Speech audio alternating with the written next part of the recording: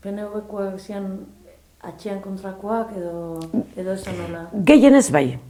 Gehienez zan ezkerra eta progresistak atxearen alde, eta besteak atxearen kontra, baino netzan atxea bakarrik, klaro, atxea zan ikurra.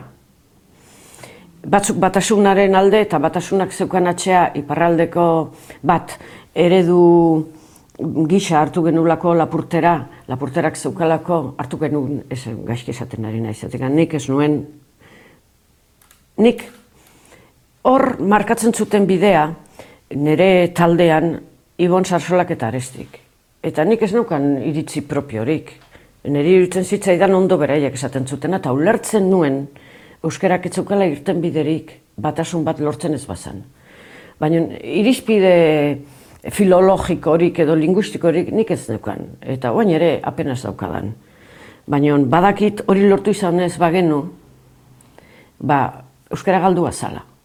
Baina zure erantzuna, hori alazan, baina batasunaren bultzagile nagusiena Koldo Mitxelena zan, da Koldo Mitxelena PNV-koa zan. Orduan, horrek esan nahi du PNV-en bazegola gutxiengo luzido bat ulertu zuena batasunik gabe akabo, baina gero masa kontra zegon. Kontra zegon hain zuzen ezkerra alde zegolako. Ez atxea bai edo atxea ez.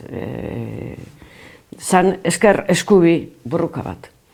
Eta batasunak eintzun aurrera, 3 baliabide sortatu zianean. Ontxe egin dut hitzaldi bat, oin dela hilabete eskaz, Cervantesen Madrilen, eta honi buruz hitz egin dut horregatik daukatain antolatua diskursoa. Bantxe lan prestatu dalako bestela ez, bueltak eman behar izan dizkiot. Elkartu ziranean 3 baldintza. Batasunaren aldeko bultzatzaileen bultzada kulturala. Ze literatura hortzegon, antzerkia hortzegon, bultzada kulturala hortzegon, ez beste inun. 2, Euskaltzaindiak eta Bilasante Zanburu momentu hortan, Mitxelenaren eraginez, ulertu zuen batasunik gabe ez zegoela zereginik. Eta 3, Franco hilda gero, lehenengo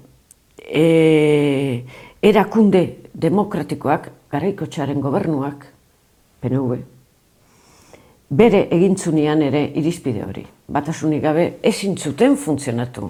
Ezin zian euskalkiak, ez zegoen irakaskuntzarik, ez zegoen literaturarik, ez zegoen ezer.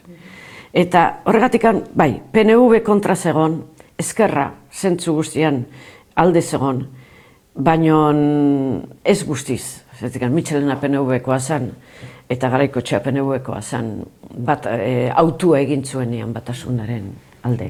Baina funtzean zen progresista eta atzerakoien arteko burruka bat.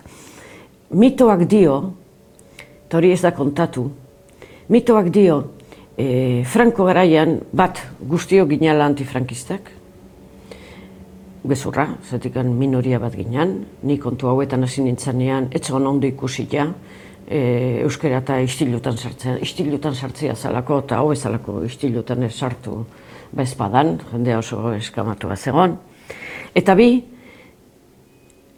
esparru horretan geunden guztion artean anaitasuna zala nagusi. Danok bat Frankoren kontra, hori gezurra da.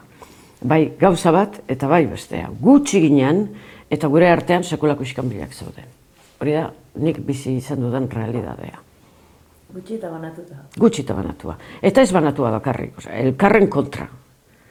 Eta azken batean, uste dut ez dela oso desberdina, orain momentu hontan, 21. mendean gertatzen dena ere. Banaketarako eta elkarren kontrako liskarrerako joera hori, ez naiz ni gai esateko nundi datorren, zer da lehenengo oloa da ala arrautza, baina hori, hortan gera txapeldunak, euskaldunak.